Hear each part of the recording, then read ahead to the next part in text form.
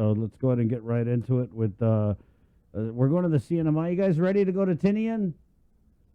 I don't know what the protocol is for fully vaccinated individuals joining a Zoom from Tinian, but that's what we're about to do with the spokesman for the CNMI governor's office, Kevin Bautista, who I believe is joining us. Hope the internet is working. Yes, there he is. Joining us from Taga Beach there in Tinian. Wow.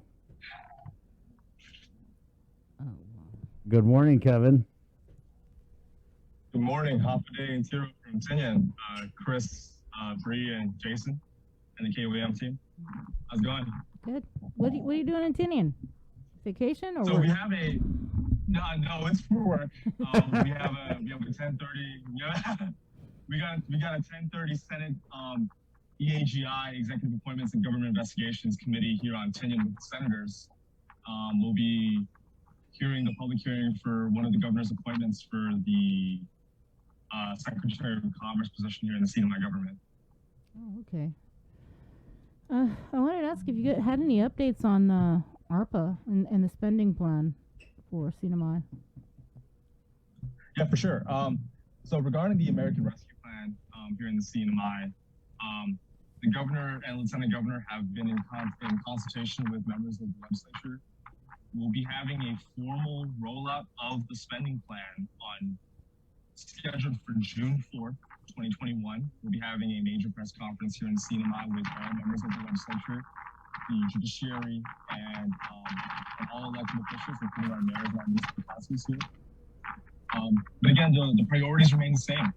Governor Torres will be focused on how we'll be spending the $481 million allocated to us from the American Rescue Plan. And we'll be focusing on direct assistance for our people on Saipan, Tinian, Rota, and residents on the Northern Islands.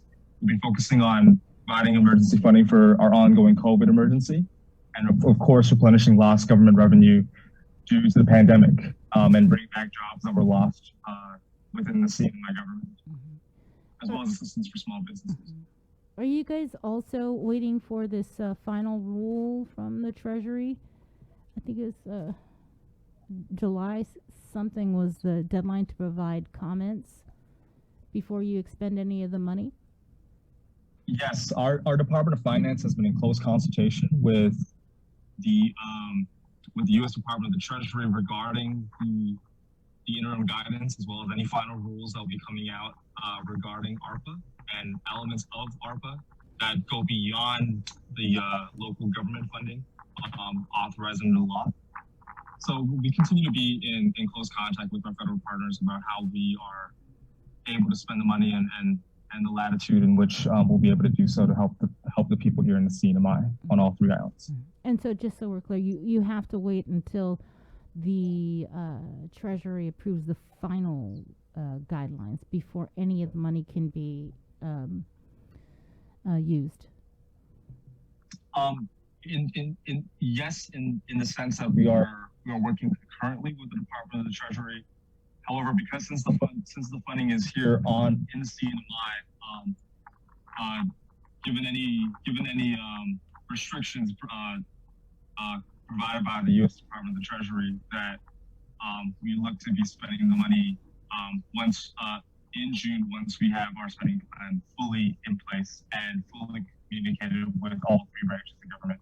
Mm-hmm. So you're saying that no, you don't have to wait for that final rule from the U.S. Treasury. If you had your spending plan today, you could go ahead and start spending that money. That would be correct. Yes. Well, again, what if you didn't? We're going to be talking. I'm sorry. What was that? What if you didn't have a spending plan? Could you just start spending the money today? No, that we wouldn't be able to do that. What we want to be able to do is we want to be able to communicate transparently with our people about what the money is going to go to, while at the same time being able to make sure that we communicate with all of our instrumentalities and our agencies on all three islands about what we're going to be doing with it, and communicating transparently with the Department of the Treasury and our federal partners on how we spend this money.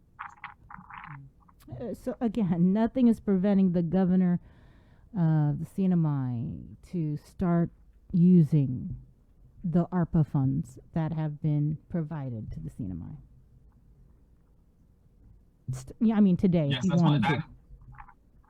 Right. So that is my understanding. However, our Department of Finance continues to work concurrently with Treasury if there are any restrictions. But right now, as I understand it, we would be able to spend the ARPA funding that has been allocated to the CNMI since we have received it during the Commonwealth and it's in our coffers.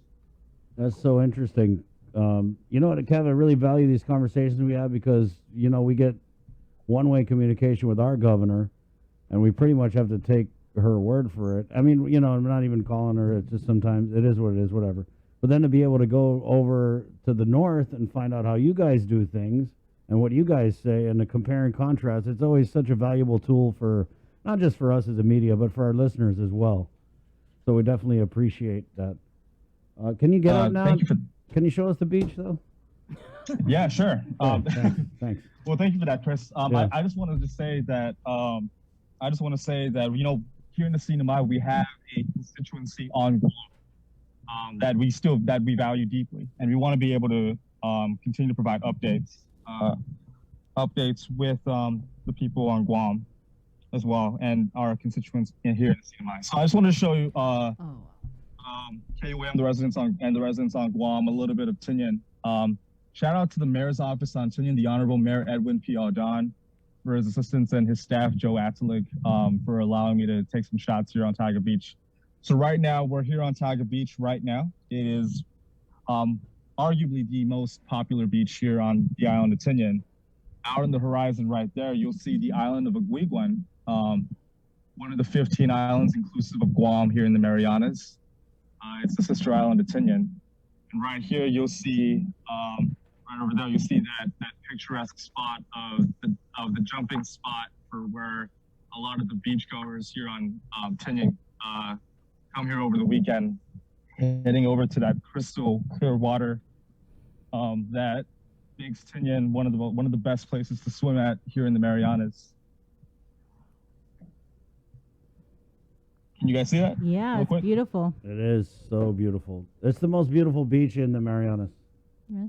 I think so. You've been to Taga? It's very nice. Wow. Yeah. So did you jump off of the ledge? Pretty good.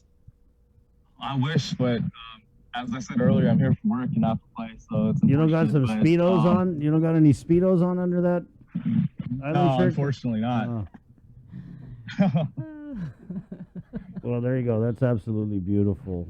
Kev, since you're on Tinian, I remember that you had talked about the ARPA funds and something about the cattle in Tinian and giving money to the cattle industry. Yes, and thank you for that question. That's actually what I wanted to talk about since we were going to talk about the ARPA.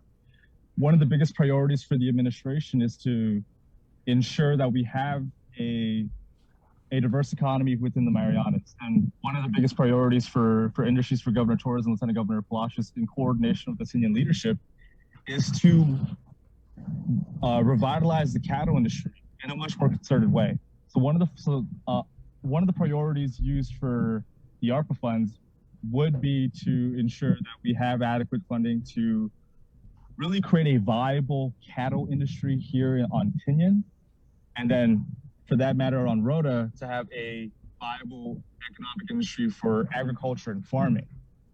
We understand that here in the CNMI, we have 3 distinct islands with distinct economic viability concerns, and we want to be able to turn our strengths into something that we can turn into profit for our people and ultimately economic prosperity.